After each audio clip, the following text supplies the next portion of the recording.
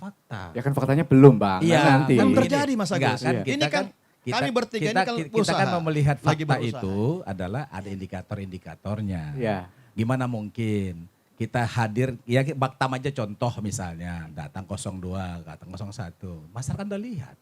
Itu aja tanda-tandanya nggak mungkin kan bahwa bisa satu putaran. Iya. Kacamata lain lagi Mas. Nah, kemarin Pak Jokowi menyampaikan bahwa Presiden boleh berkampanye dan itu jaraknya sangat dekat sekali dengan debat Cawapres. Kira-kira apa pesan yang ditangkap dari situ? Ya kalau Pak Jokowi kan sejak awal kan dia mengatakan mau cawe-cawe ya pada pemilu 2024 ini. Yang semuanya kita sebagai masyarakat tentu agak shock juga ya mendengarkan seperti itu. Pada waktu itu kan anaknya belum dicalonkan. Ya. Nah ternyata pada ujungnya akhirnya ketahuan lah bahwa kenapa dia mau cawe-cawe karena dia ingin mencalonkan anaknya, putranya Gibran. Nah menurut saya ini saya pikir ada juga ya soal etika kenegarawanan saya kira. Kalau menjadi negarawan sejati itu menurut pemahaman saya maka dia harus melepaskan kepentingan pribadi, melepaskan kepentingan kelompok, kepentingan keluarga. Jadi negarawan sejati itu dia sebetulnya sudah terlepas ya dari hal-hal yang terkait dengan konflik of interest dalam dirinya. Pemahaman saya seperti itu. Nah, itulah level seorang negarawan. Ada kaitan rencana dari 02 pengen satu putaran sehingga Pak Jokowi perlu turun tangan supaya untuk memposter itu? Iya, memang kalau untuk dikaitkan dengan soal elektoral bagaimanapun Pak Jokowi itu karena ini kan putra sulungnya yang maju. Jadi dengan segala cara pasti akan dilakukan bagaimana putra sulung bisa mulus ya. Tapi Pak Jokowi juga nggak menyampaikan dia mendukung siapa waktu itu. Iya. Atau berkampanye untuk siapa? Ya, tapi faktanya kan sekarang kan seperti ini ya. Sampai MK juga jadi kan jelas bahwa Gibran itu kan kalau Tempo mengatakan itu kan anak haramnya reformasi ya, lahirnya gitu loh.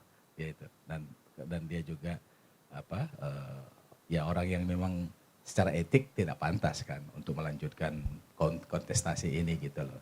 Nah, tapi bagi saya yang penting begini, bahwa masyarakat atau rakyat harus tahu bahwa jangan sampai mitos-mitos yang dibangun, misalnya mitos satu putaran, ya mitos bahwa ini nanti merugikan karena uang rakyat habis. Nah ini kan semuanya mitos ya, mitos seolah-olah kalau misalnya nanti 2 putaran ini lalu kita akan kehabisan uang apa segala sesuatu, padahal yang dikorupsi udah melebih-lebihi daripada yang mitos-mitos yang disebut tadi itu. Jadi di Amin melihat itu sebagai mitos belaka? Iya, ini kan framing ya, framing. Jadi semua masyarakat itu supaya dipublikasi. Jadi ada publikasi isu. Publikasi isu itu adalah soal satu putaran itu tadi. Padahal tidak benar. Karena tidak ada satupun yang bisa dijadikan rujukan bahwa yang satu putaran, nggak ada itu. Karena sudah jelas bahwa yang terjadi sekarang ini ya Amin itu terus-menerus menaik. Ya, bahwa hari ini misalnya paslon 2 itu tidak naik-naik karena memang itu kan kaitannya secara langsung kan dengan paslon 3. Di mana paslon 2 plus 3 itu sebetulnya saling ini kan, saling berkompetisi untuk. Kira-kira kalau turun Pak Jokowi turun gunung, ya, enggak bisa. Apakah itu bisa memboster? Ada tapi enggak besar lagi Mas, kecil. Kecil ya? Kecil. Jadi kita nggak pernah khawatir. Nah makanya kita serahkan sama masyarakat supaya masyarakat tahu bahwa hari ini hari ini kan ingin perubahan. Tadi kan yang kita bicarakan soal bagaimana pangan kita itu supaya mandiri, kemudian supaya petani itu punya lahan yang luas. Nah kalau mau kita teruskan kan nggak mungkin. Orang nggak punya petani, nggak punya lahan, maka harus ada perubahan. Ya baik. Nah, perubahan itu yang paling penting Mas Agus. Ya Cak Nur, gimana nih pernyataan dari Pak Jokowi kemarin? Pak Jokowi tiba-tiba menyampaikan tidak jauh dari debat bahwa Presiden itu boleh berkampanye dan boleh memihak. Apa pesan yang ditangkap di situ? Pak Jokowi itu kepala negara. Ya. sekaligus kepala pemerintah. Ya kan, kepala pemerintahan. Jabatannya presiden. Negara dalam pemilu ini kan sebagai negara, ini kan sebagai yang punya gawe tentang pemilu, Pak. Yang mengadakan pesta demokrasi ini kan negara. Ya kan? Nah, negara pelaksanakan pemerintah. Pemerintah sudah mendelegasikan, membuat kepanitiaan namanya KPU sama Bawaslu ya, Pak? Bawaslu. Ini kepanitiaan tentang pesta demokrasi. Keberadaannya negara dan pemerintah, aturan itu netral, Pak. Nah, Pak Presiden ini kan mewakili negara, mewakili pemerintah. Nah, kalau beliau sebagai kapasitasnya presiden terus ikut kampanye, nah itu maknanya apa? Persepsi gimana? Persepsi orang yang menilai bagaimana? Dari PDIP apa persepsinya? Nah, Dari PDIP apa ini persepsinya? kan belum selesai saya ngomong. Oke, lah publik kan boleh menilai ini nanti kan. Nah, terus kemudian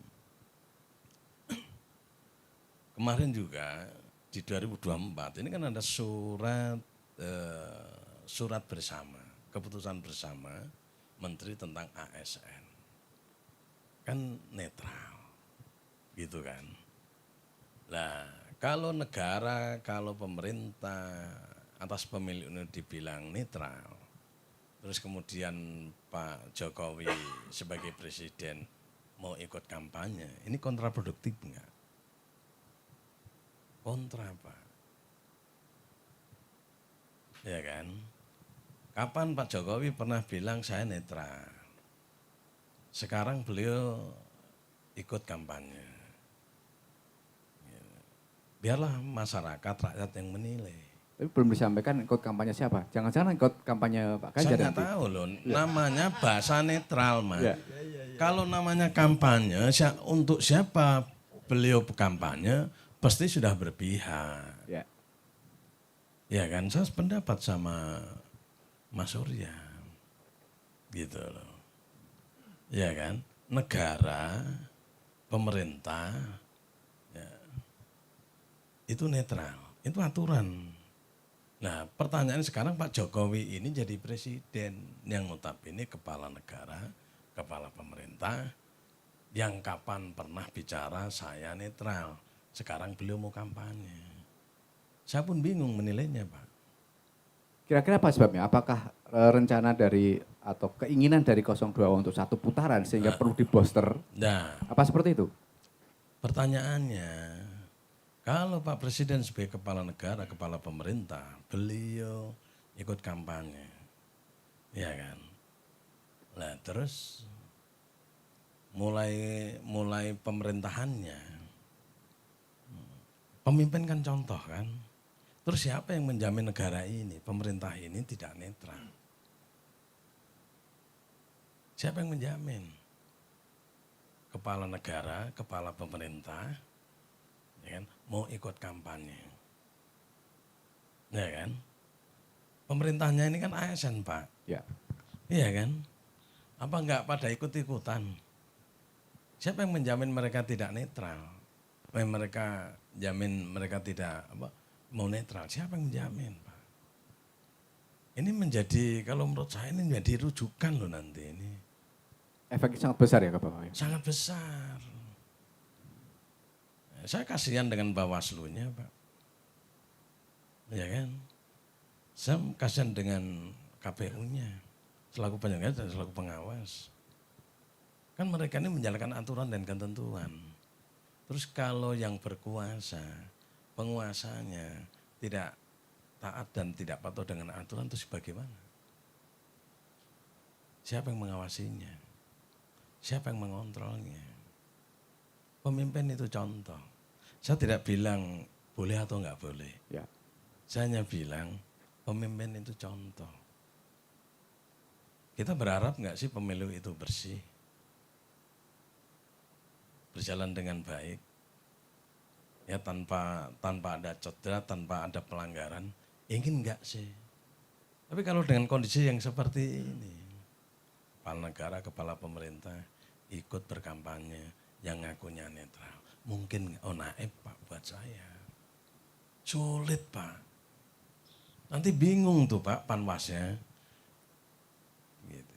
Ini nanti akan secara struktural pemerintahan itu akan ikut. Loh kenapa aku dilarang? Kata ASN takutnya orang, ya kan? Kepala negara, kepala pemerintah ikut tau. Nah, aturan yang buat siapa? Nah, saya tidak mau bicara boleh atau enggak boleh. Aturannya boleh. Jadi lebih pada efeknya nanti. Iya, efeknya. Dan Saya PDIP kasihan dirugikan dalam hal ini. Eh? PDIP dirugikan dalam hal ini. Lagi-lagi PDI Perjuangan sebagai peserta pemilu, ya kita taat, kita patuh kepada aturan dan ketentuan. Saya hanya kasihan dengan para penyelenggaranya, Pak. Gitu. Jangan sampai gitu loh, jangan sampai kalau nanti terkesan hukum itu tidak dan kurang tegak, tumpul, dibilang tumpul karena apa? Tajam ke bawah, Tumpul ke atas. tumpul ke atas. Nanti kan kasihan juga negara kita ini. Ya. Citranya nggak bagus, Pak. Ya, baik. Lah pertanyaan saya justru mau bertanya, boleh nggak sih? Gitu loh. Kan nggak konsisten, Pak. Iya kan? Ya. Kemarin ngomong mau netral, sekarang mau cawe-cawe lah, mau kampanye lah. Ya monggo aja kalau boleh.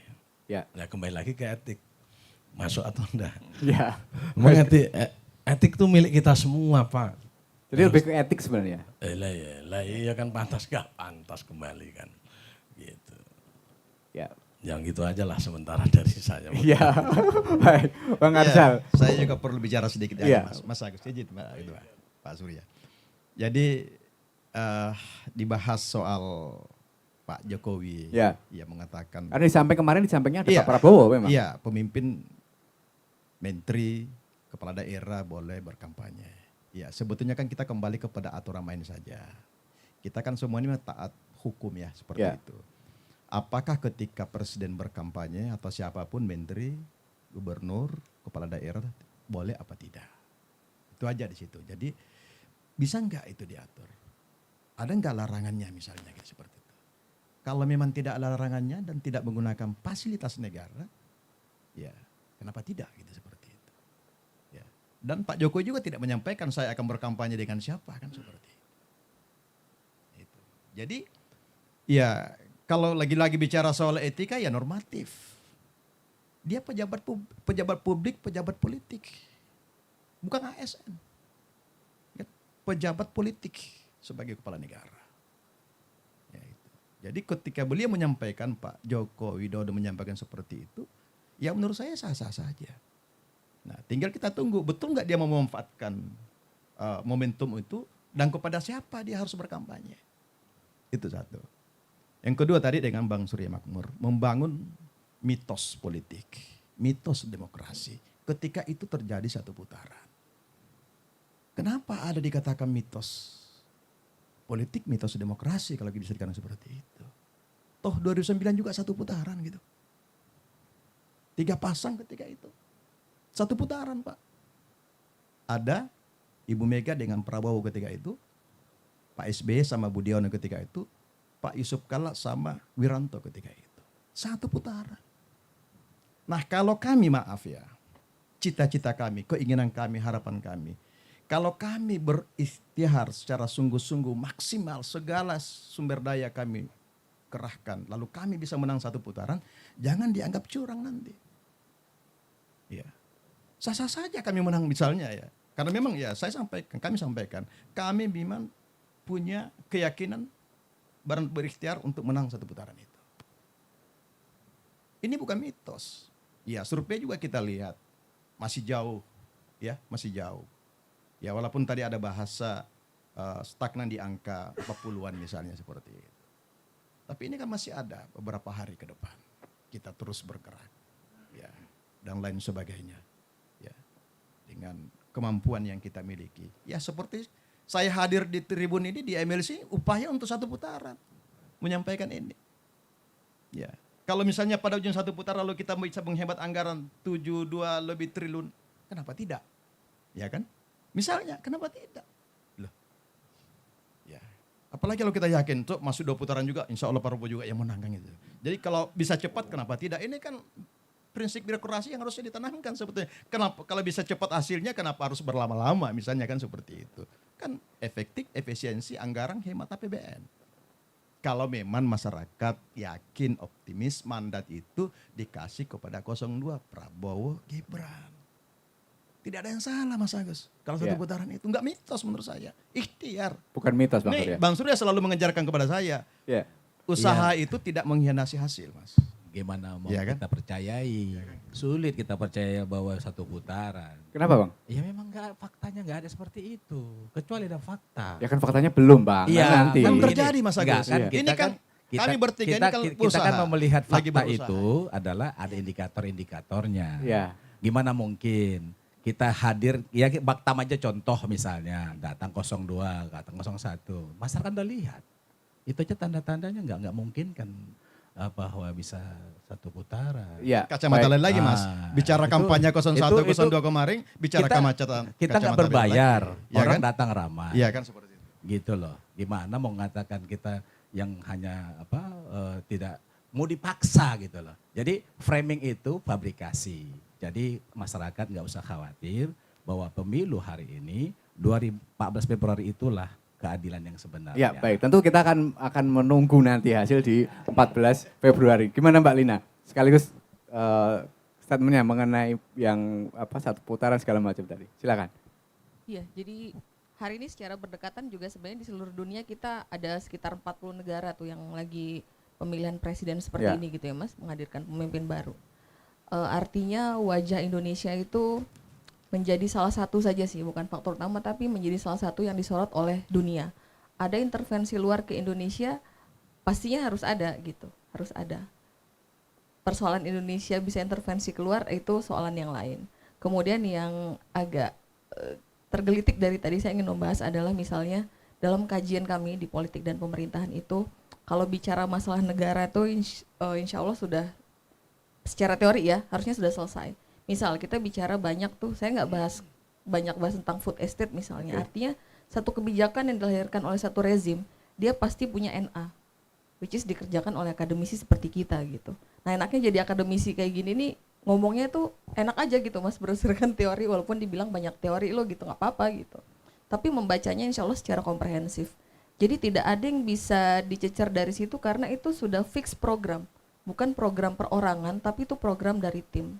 Selanjutnya adalah dari mana undang-undang itu kemudian dilahirkan. Kalau dalam tres politika itu kan yang buat undang-undang kan salah satunya legislatif. Ya. Jadi hari ini legislatif di pusat, di daerah, saya bisa bilang agar tidak terjadi resonansi itu seperti kalau Francis Fukuyama bilang kan, yang sistem pemerintahan yang baik itu kan demokrasi. Tapi kita nggak bisa lupa dua hal yang nggak bisa selesai till the end of the day itu kemiskinan dan kriminalitas.